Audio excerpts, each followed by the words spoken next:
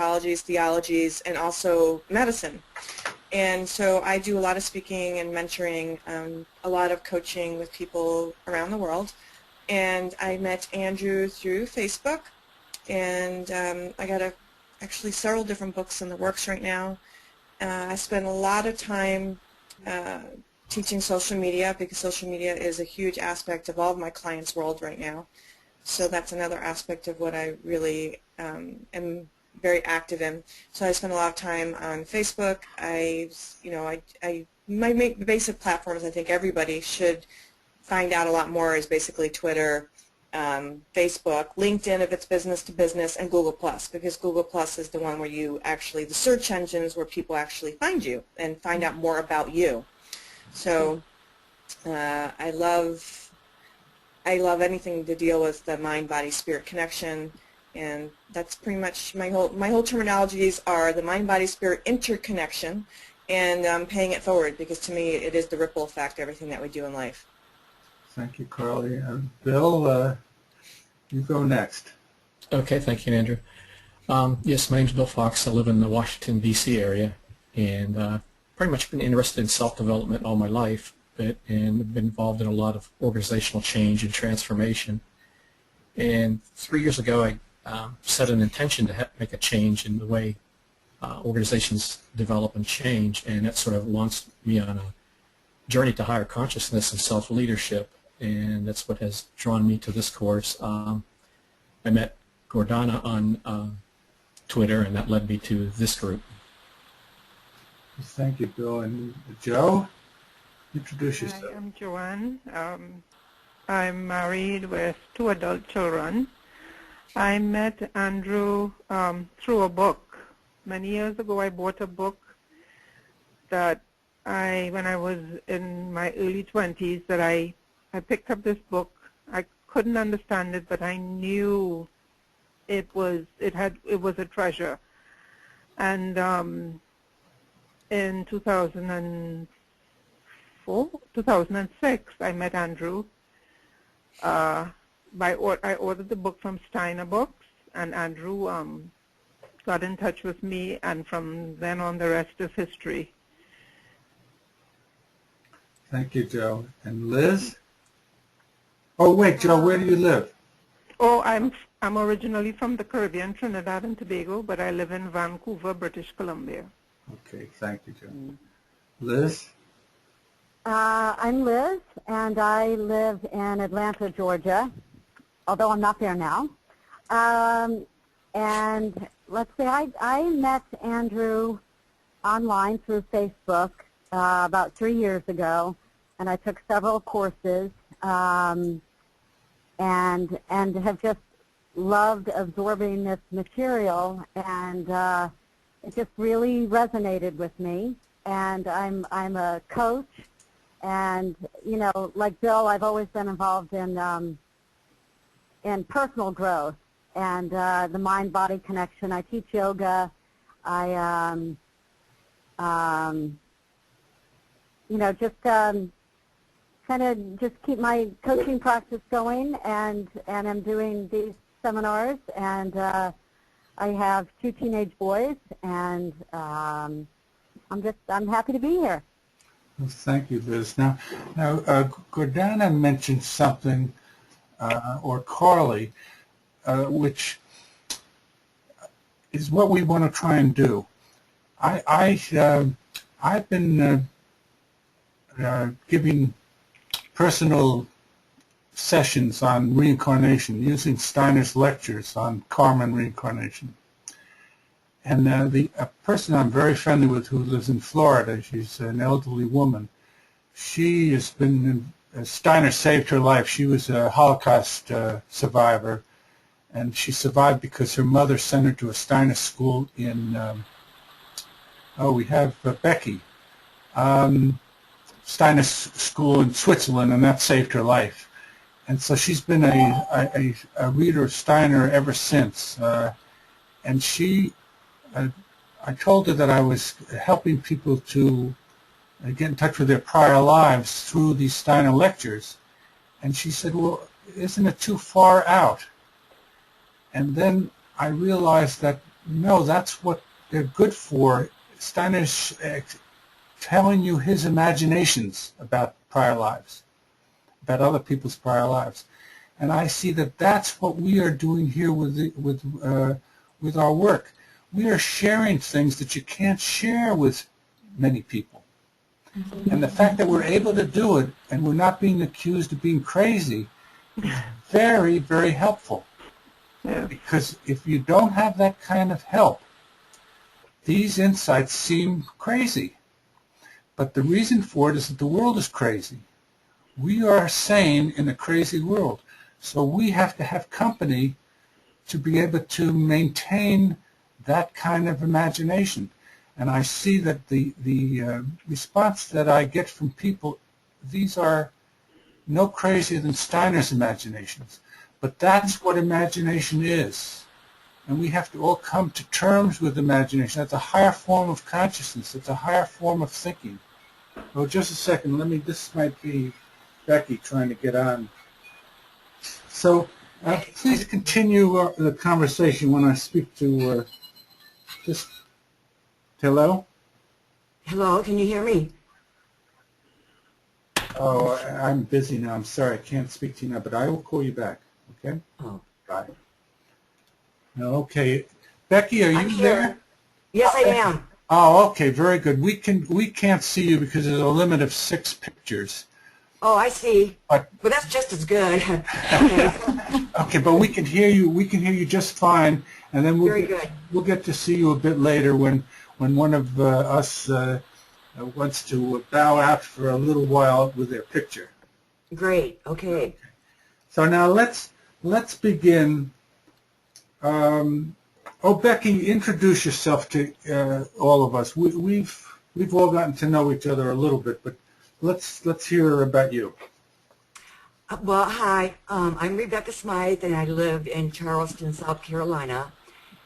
And this is my very first time I've ever used a video system meeting type thing. So it really has my nerves rattled because we've been working on it to get it up. And I was on time, but I was on our previous meeting that Dr. Flaxman and I were testing this stuff. And so anyway, I'm here now. But and that's all I have to say right now. I'm sorry. Becky, that's fine, but just don't call me Dr. Flaxman. Okay. I'm not a doctor, and Oh. I'll be comfortable if you call me Andrew. Andrew, okay. Okay. Now let's begin by discussing our own personal experiences with love. What we want to do is share our own experiences about love, so we'll get an idea about the evolution of love. That was one of the shocking insights that I've had many shocking insights when I got into all of these things. But one of them is that there's been an evolution of spiritual self-conscious awareness. There's been an evolution of love, and you can tell this from your own lifetime. So who would like to explain this a bit and describe your own experiences of love and how it's evolved?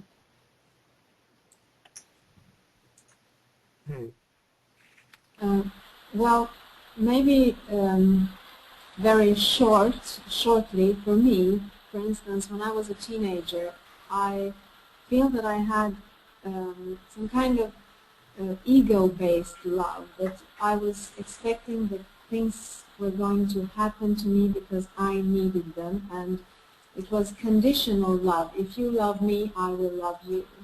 And as I grow older, this gets totally different for me. Now it's more about unconditional love and just feeling the love, not trying to get something back from it. So I see some kind of evolution in it, but I can't really put words on what that evolution is all about. I can just feel it from the inside. I feel that love is like a skill that I have, and that I cannot talk about it. I can only experience it. So now that I'm 47 years old, I feel that I can give unconditional love without needing anything back from it. I don't know how I got here. I simply know that this is the way I feel now. So I see some kind of evolution from teenage time to now. So Sounds very good to me. Carly, how about you?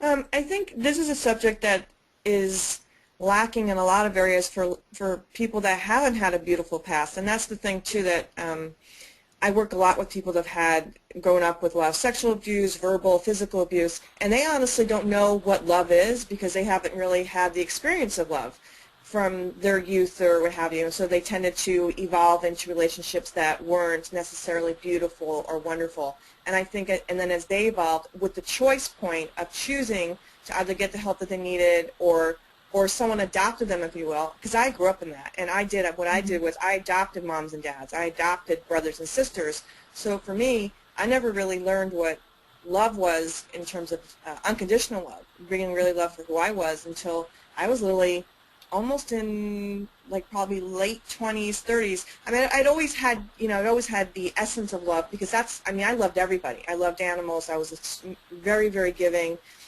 I just find this is a lot of the work that I do is because people really haven't really had the experience of having real love from all facets of life. Either they were loved, like you said, Gordana, you were mentioning unconditional love or giving love without expecting anything in return. And so many people, they still have the unconscious mindset of, well, I gave you this and you never gave me anything back. And even though they're not thinking they think that, unconsciously there's still that seed, so then they start to get resentful and they act out or lash out from that.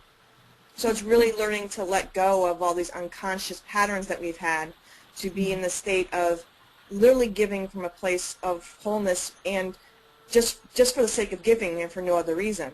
And I think when you get to that place, then you can evolve into the space of really loving others for who they are in whatever space they're in. That's very good. I taught for 7 years emotionally disturbed teenagers in a locked facility. They all came from prisons and hospitals, and almost all of them were sexually, physically abused as children by their parents. So for me, that was quite a learning experience to see how do you get through with life if the people who are supposed to love you at the beginning abuse you.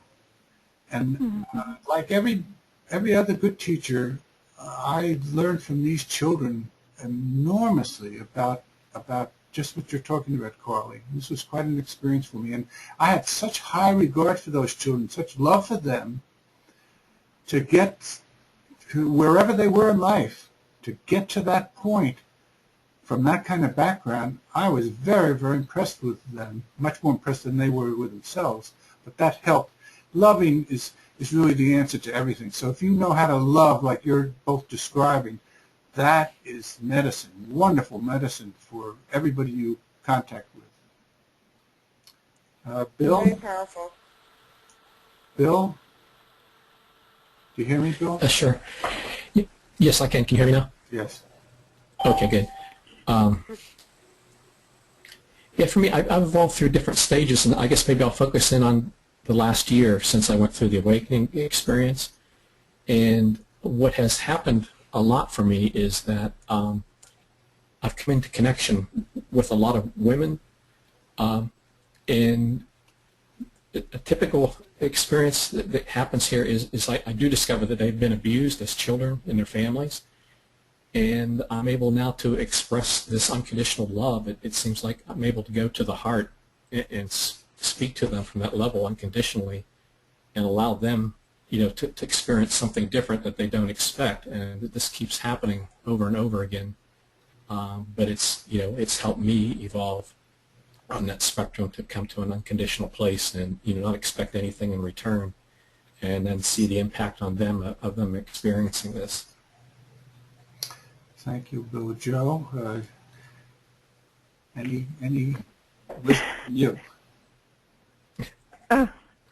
Well, I was blessed. I grew up in a loving home, and my experiences have been, I'm married, so marriage is good, but it's not easy. at times. So I've experienced the different aspects of love. Also, I have, as the older I grew, I learned an appreciation for art and music and beautiful sceneries.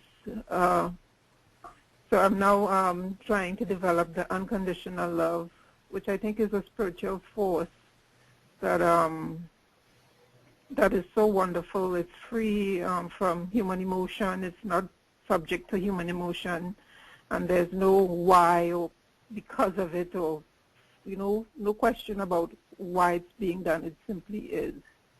I know that's like a catchphrase, but that's what I'm learning now. Thank you, Joe. Liz, any thoughts from you? This is this one particular course really really brought out a lot for me when I filled out the questions and when I read it. Unfortunately, I did not have one of those happy homes, and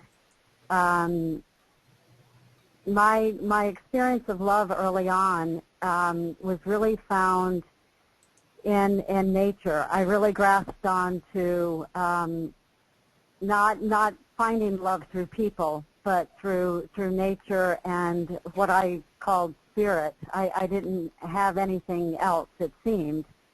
And just that whole progression of moving from that place, especially now that I have children and I see the development and how important the development of the ego is and how normal it is, my development seemed to be quite delayed, and I ended up developing that ego and whatnot in my 20s.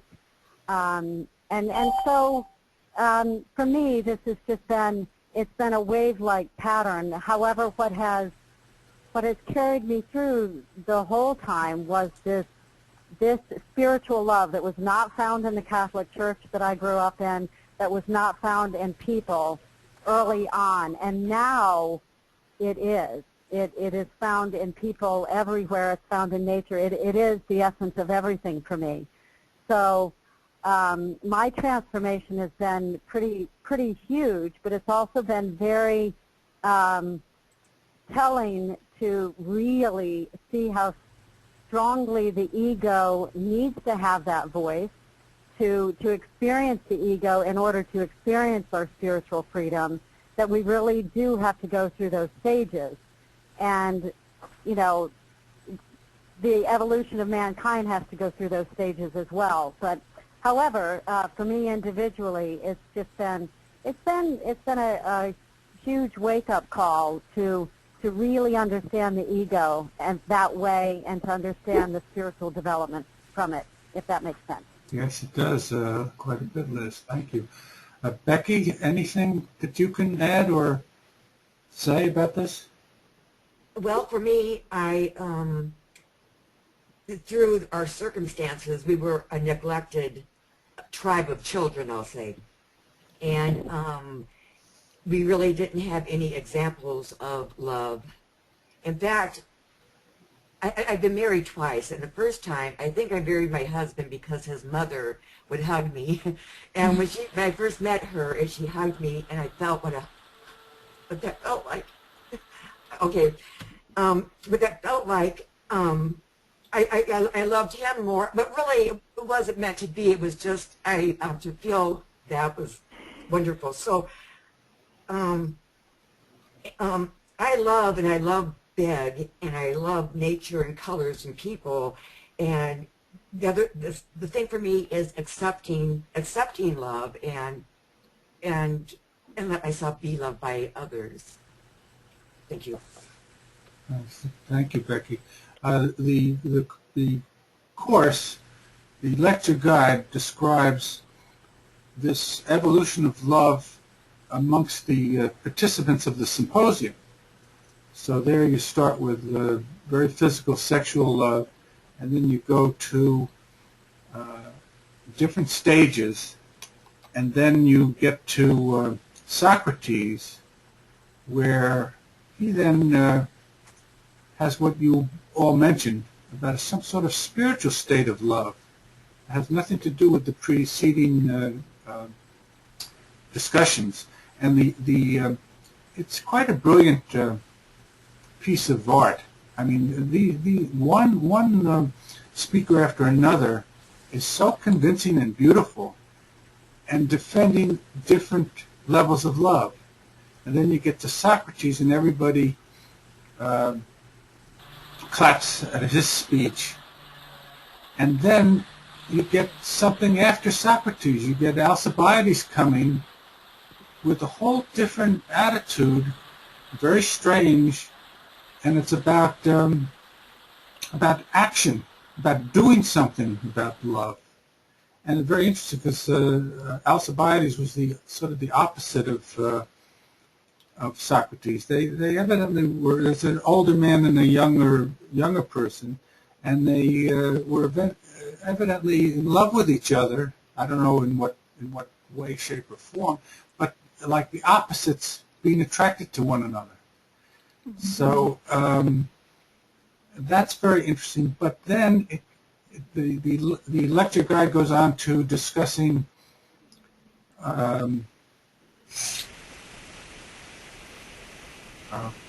Aristotle, and that's a very cold intellectual presentation of friendship. And then it goes on to discuss Goethe and the Gospel of St. John, which when I grew up, I never associated Christianity with love at all. Not at all, because I was a history buff, and the history of Christianity is one of hatred and violence.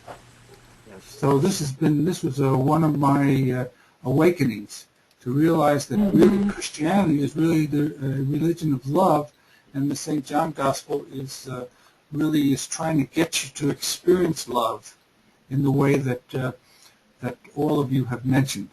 That love has something that not to do with to get anything in return.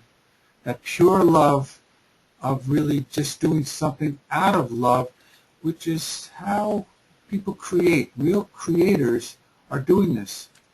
The artists, whether it's in music or literature or fine arts, these are people who are creating out of pure love, not with any expectation for return.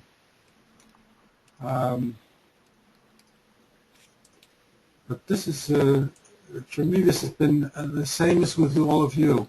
I mean, I started off with, well, of course, you start off as a baby. That's pure love which is not conscious. You're just at one with the universe. And there's no separation of yourself. And then one of you mentioned how the ego development, Liz, where you start to then, sooner or later, Liz maybe a little later, but ordinarily at around 21 years old, you experience your ego, which is the separation of you from the world. And that's a necessary state of this evolution of humanity, developing from the separation. So then, with your own free choice, your own free will, that's why freedom is so important, you start to then be able to express and experience what it is that love is about, like a baby, but not as a baby, as an adult, to learn what that love is consciously. So you use that separation, that ego, and then you don't get rid of it like with Buddhism. You transform it into real love like we're all expressing. And we're all trying to experience. So that's what human beings are. That's what we're meant to do. That's what we're supposed to become beings of freedom and love. And that's what life is about. To learn this very difficult lesson that we learn one way or another, through abuse or through that's why when I taught these emotionally disturbed children, for me it was almost like I was given a loving background, loving family. So I didn't have to go through what these children had to go through, or what some of you are describing in your own backgrounds. But I think I have admiration for the learning experience that you've all been through, because that's how you learn these things, through the negative. Now, the thing I want to bring up here too is initiation, because Socrates mentions initiation and discusses initiation, and what has that got to do with love? Anybody want to take a stab at that question? Well, like anything, like you said, there's a start of something, and the start of something is, in essence, initiation. Anytime you're going through anything, there is that part of an awakening, because it's a new experience. And within that, for me, everything's about choice, because we all, either whether you've had a beautiful childhood or you've had a horrendous childhood, at some point, the initiation of choice, of choosing which way you want to go. Because someone could have a horrible background and go on to hurt other people. Someone else can have a horrible background and go on to be a healer, or and have, because of all the empathy that they've, because of the lack of empathy they've gone on to develop an extreme form of empathy for others. So I think anything in this initiation is a choice point of how you're choosing to take whatever situation you're in, and then going on to do from that experience. Now that sounds very good to me, although I would say that freedom and love and creativity, they're all hooked together. But you're not in a question of choice. You don't have a choice of this or that if you're going to be a creative, loving person. Not that that isn't important what you said, Carly, but beyond that, the loving, creative, well, it's godlike ability, where you're creating out of nothing. Now, I have a brother who's an atheist, and he says you can't create out of nothing. There always has to be something. But no, I say no. We all want to get to the point where we can begin creating out of nothing, something new. When you say that you can't create out of nothing, well, nothing is everything, because it contains everything. So basically you're speaking of the same things, only you're using the words in different ways, you and your brother. It's the same thing, creating out of nothing or creating out of something, because nothing contains everything. So I think that maybe he doesn't understand that nothing is everything. No, he doesn't, and even he doesn't understand that nothing itself is a concept. We all have to deal with concepts, all have to do with thinking. Now, a lot of people, in discussing this, first of all, they can't discuss it. Secondly, they think that they can get around thinking, get away from thinking by feeling. But you can see from even this conversation, that's how we are able to communicate with each other. That's how we're able to find each other. That's how the world works, that's through the logos. That's through thinking. Pure thinking is how we all communicate, even if we say nothing, even if we don't say anything. We communicate from what I'd say the logos, which is that's another insight that I've been working on. This is everything and nothing is the logos. The logos is what the St. John Gospel is all about. Becoming aware of the logos, which is inside yourself. And that really is almost like wordless. That's the original language was wordless. The people used to not have different languages.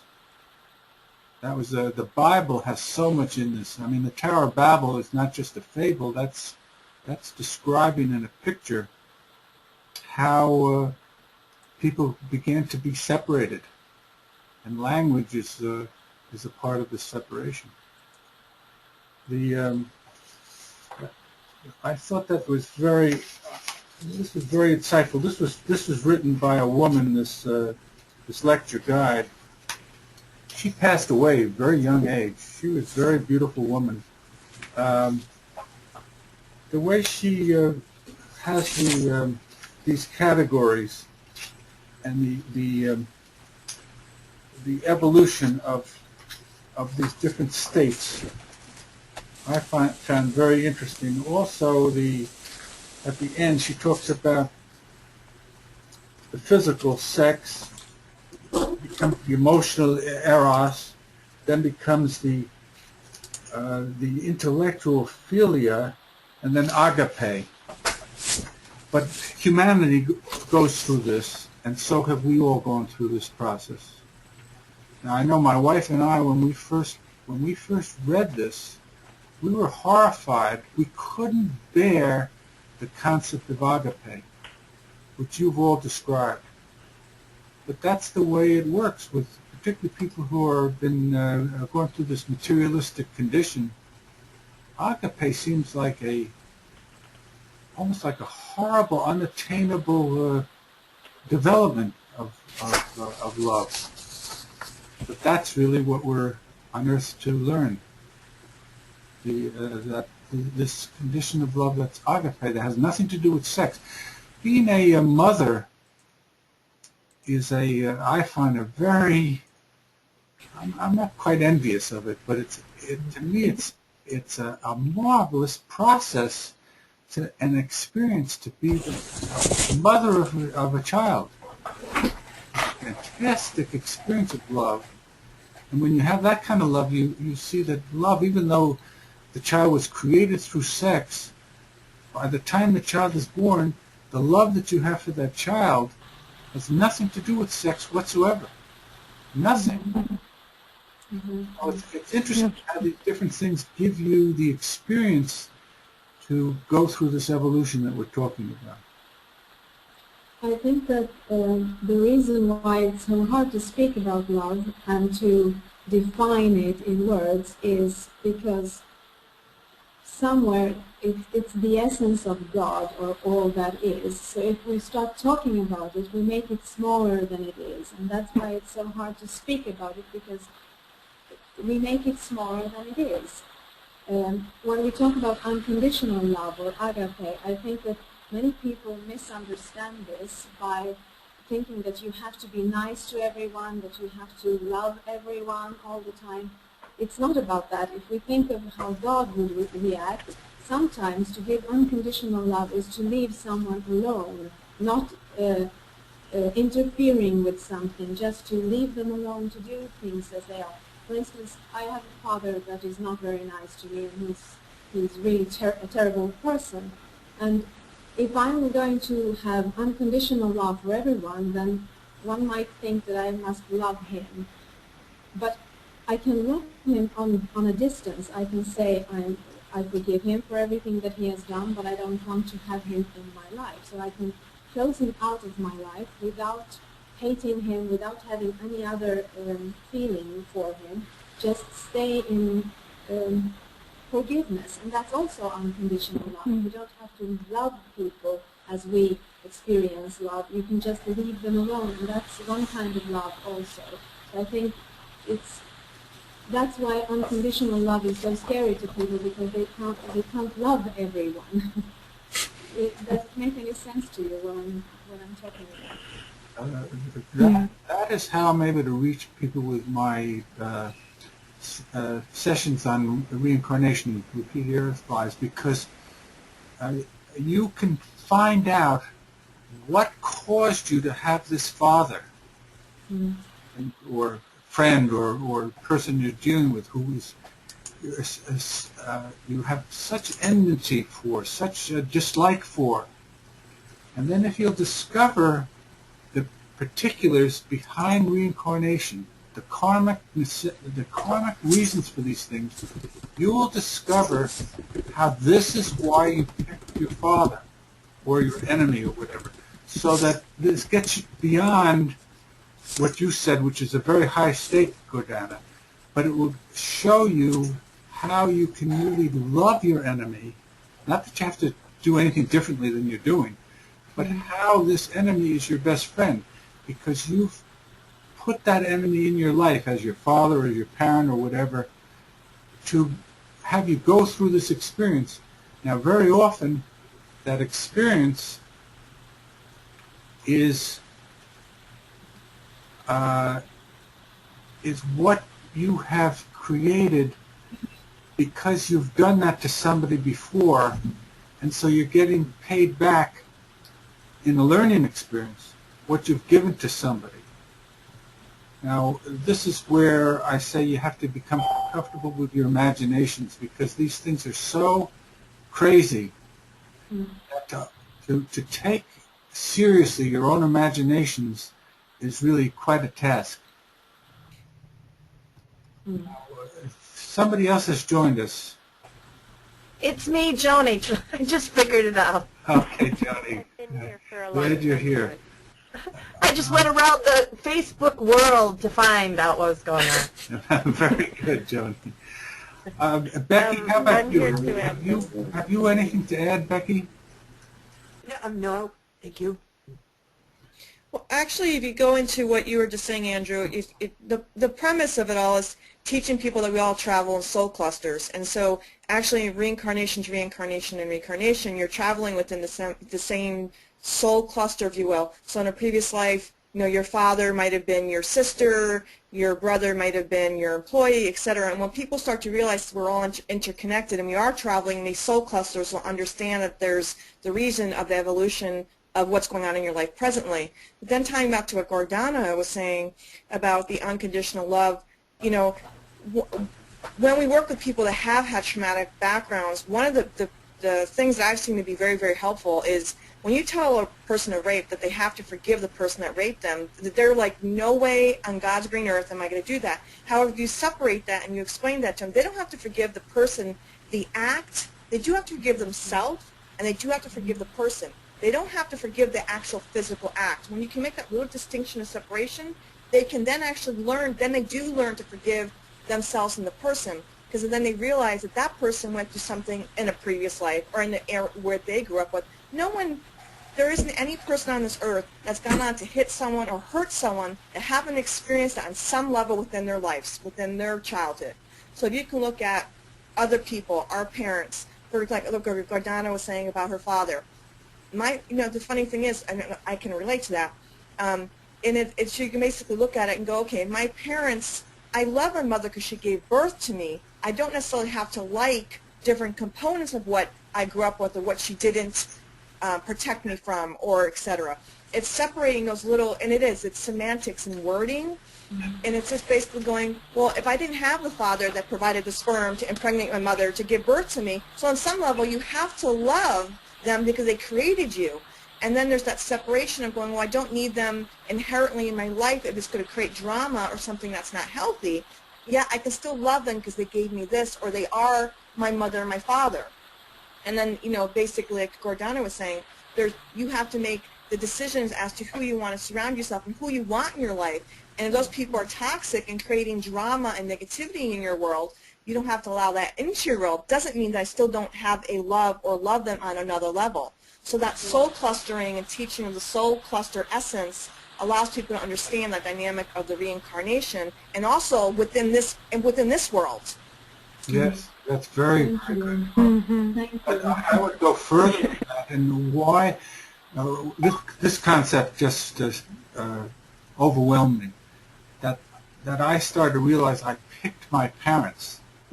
Now this wasn't so hard for me because I had wonderful, wonderful parents.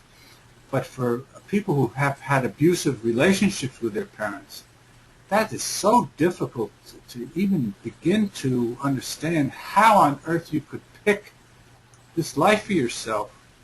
And of course, the process is what Carly is describing. That's how to get over it and to really make lemonade out of a lemon is what my mentor used to tell me all the time. Liz, yes? Oh, I was going to say, just real quick, I have to say this is funny. Steiner, of course, talks about that all the time, and and shows as to kindergartners the little angels looking down and blah blah blah. So every time my kids ever complained about anything, I always said, you know, you picked me for your parent.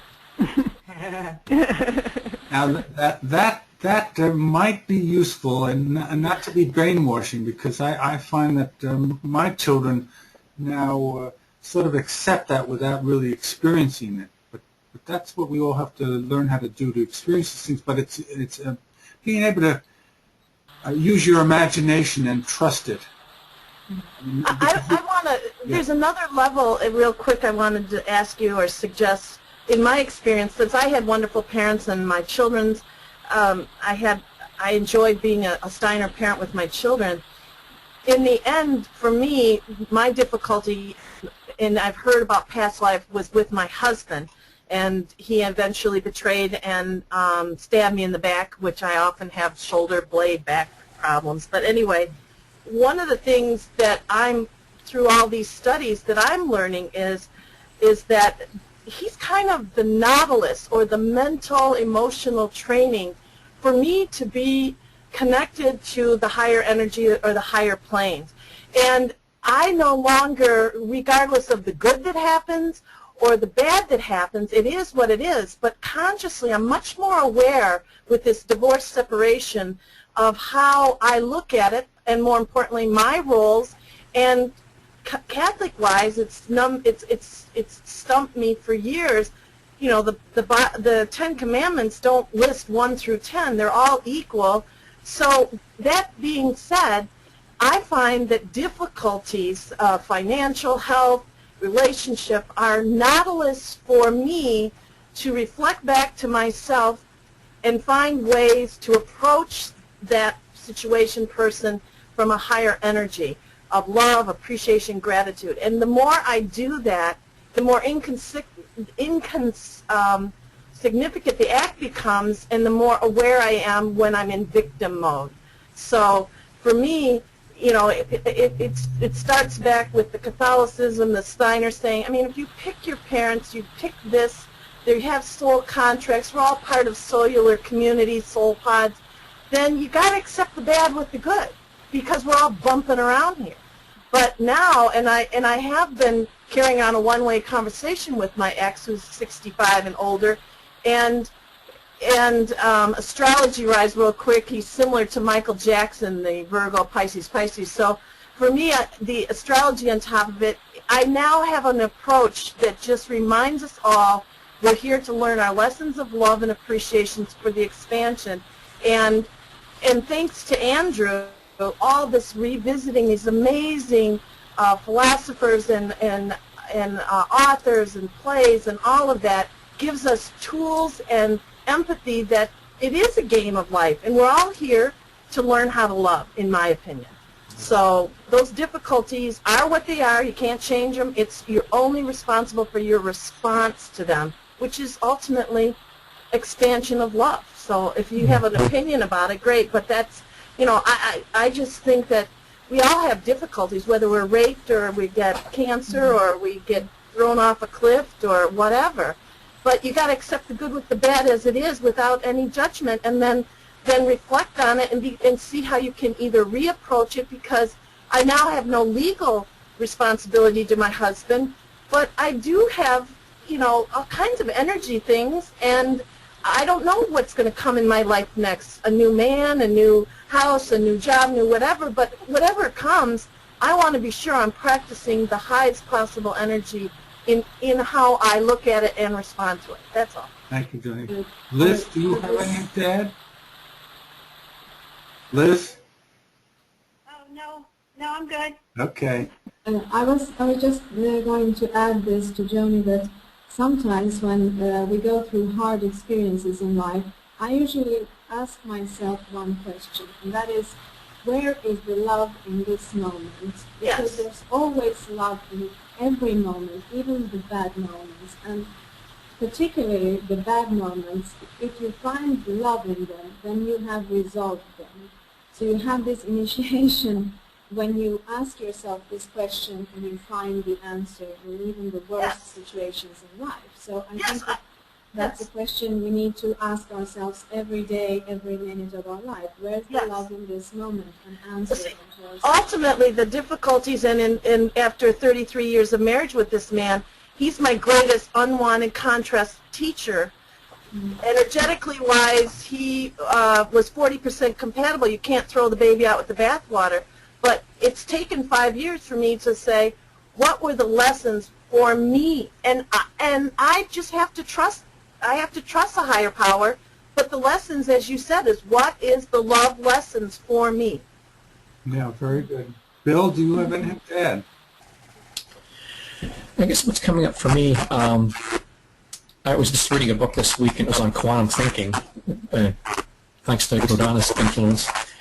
And they made the point about taking any situation, whether it's positive or negative, when you get to that situation, you can come up with an intent to make it positive. You can recreate what is going to come out of that experience by just, recasting your intent to make it positive. And it really struck me because I think I've sort of adopted that type of thinking and behavior, but I didn't really realize it and appreciate it. But now I think I can take that to another level and really change things even more with that type of perspective. You're bringing up something, Bill, that we all have. We all have had these experiences, and it's to then return to those experiences or to experience them again in a different context is all the difference in the world.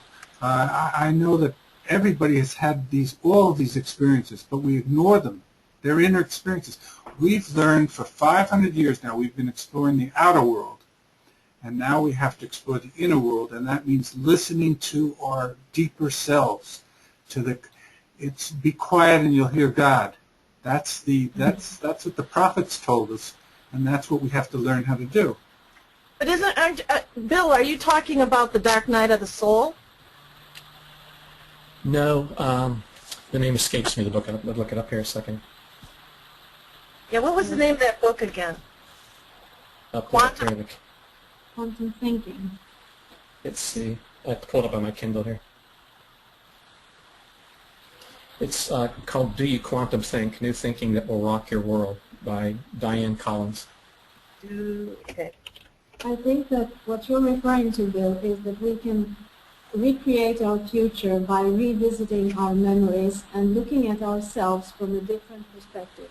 For instance, if you're a smarter person today, if you know how to love unconditionally, then you can go back in your memory and see yourself and look for the strengths and the positive things in this terrible memory you had, and then bring them back with you in your now moment, and that's how you create your future with strengths instead of lack or bad memories. So I think you're referring to that quantum jump you have to do when you revisit your memories. So I think that's a very, very important thing to learn if you want to love yourself, to revisit yourself as the one you were in your memories and see the good parts of yourself in those memories and then bring them back with you so you can evolve. That's very interesting because that's like you're using language. Again, we're talking about different terms. You're using language that Steiner is using in a very different way to really come to grips with just what you're saying, but to actually take it seriously, these imaginations. But you're expressing it, Bill and Gordana, in a very scientific type of way, but it's the same thing. It's exactly doing the same thing. Yeah, I think so. Joe, did you? That's the thing we all need to remember is we all learn differently. That's the one thing I love about the new technologies. That people, especially in teaching this type of stuff, we have to realize that some people are visual, some people are auditory, some people are what I would call audio-digital. So when you're talking about what Gordana was saying, what Bill was saying, you're getting into something that's very mechanically inclined or very detail-oriented. And so when we talk to other people and when we're experiencing other people, or even when we're teaching our clients or working with other people, we have to remember that we have to actually get to know that person so we know what language and what level to talk to them at. Because if we talk to, and the difference too, talking at somebody or talking with somebody, they're not going to get this. And so for me, my whole journey with all this type of languaging and the theologies and psychologies and all these in-depth conversations is really getting to the place where we can really decipher in a way, decode the people that we're talking to so that we can actually reach them. and not talk, not talk at them and not talk to them in such, esoteric terminologies, if you will, is taking esoteric teachings and distilling it, if you will, to a place that they can hear it. Because otherwise, it's like you have this blank slate on their face. They have no idea what you're talking about. They're going to tune out. They're not going to get the experience or the lesson because it's just way over their heads. And so taking stuff that is reincarnation and taking soul cluster conversations and taking the oneness conversation to a place that they can hear it. And Carly, I see that there's a mutuality in what you're describing, because it's not just teaching, it's learning from the student too. Oh, of course. Well, isn't that talking about resonating and respecting where somebody is? I don't take responsibility for whether somebody else gets it. I look for where we are similar and if we can compatible. But gosh, you offer the best you can from the skills you have, and it's a mutual growth for both people, I think. Hopefully. Well, that depends, though. That depends if someone has an open mind and if they want to. And that's, again, as to who do you choose to have around in your circles, too. I mean, there's something to be said that, the whole thing about bringing a horse to water and it won't drink is the same thing with anyone we're around. And then, the choice of wanting to be with those people or not. But I still think, and I've seen it over and over again, that when someone is in that place of the standstill, the different mechanics of wording and words can really open a door for someone that would not ordinarily be there for them. Because a lot of people do give up. They give up with people because the person is being obstinate, or they're not going to drink the water from the well. And I think if you do find a common ground or different terminology, that might open the door for them to then get the aha moment. Okay, well, I'm going to just exercise a little bit here with you, because that analogy during my divorce by the therapist told me that I had to really reflect on this. Was I tried every different way to bring my family and my husband to the water of Joni's wonderful, amazing thinking and esoteric understanding. And my therapist said, yeah, you did that, and that was great. However, when they didn't want to drink, when they weren't ready for the drink, didn't need to drink, didn't agree with the drink, what I then did was put the horse's water under the water until they drowned. And the truth is, I'm not responsible for whether someone gets it. I can lead the horse to water. That's exactly what it means. You can lead the horse to water, and if they don't drink, they don't drink. That's their responsibility. Or from the Bible, if someone slaps you on the face, you turn the other cheek. It's never about the other person. It's always about me and my higher me. That's my opinion. Sorry, but I thought I'd a little argue there. Does anybody else have anything to say? This is the end of our discussion, and we'll continue this next week. But before we leave, does anybody have anything to say? Can anybody hear me? Yes. There's Michelle. Oh, Michelle, have you been listening? I've been on the call since about 8:40. So, well, my time anyway, so for 15 minutes I've been on the call. 15 minutes? I've recorded this. 50. Oh, so you heard you heard all of our discussion? Most of it, yes. Okay, yeah. Michelle, introduce yourself at the end then. Just tell us who you are, where you're from, and we'll see you next week. Okay, no problem. My name is Michelle. Oh, at the end of the call. We're not. No. That's it. We're at the end. Go ahead, Michelle. Oh, okay. I live in British Columbia. I've really enjoyed listening to the call. Actually, it was really. I related to absolutely everything everybody was saying. So thank you very much for all of your insights. It was nice to sit back and reflect and listen. It was a good way to take in the call and all of the information. I just want to say thank you for that. And Michelle, what do you do? Tell us what you do. I'm a project manager and office manager for a custom home builder, and I'm also a coach. That's what I try to do for a living. I'm the mother of 3 wonderful kids and currently going through a separation. Well, okay. Thanks very much for you all. This was a very valuable conversation for me, too. So I'll see you all next week at the same time. same station. And Carly, I'll send you the lecture guide. Perfect. Okay, very good. Bye. Bye. Goodbye, everyone. Bye, everyone. Bye. Bye. Namaste.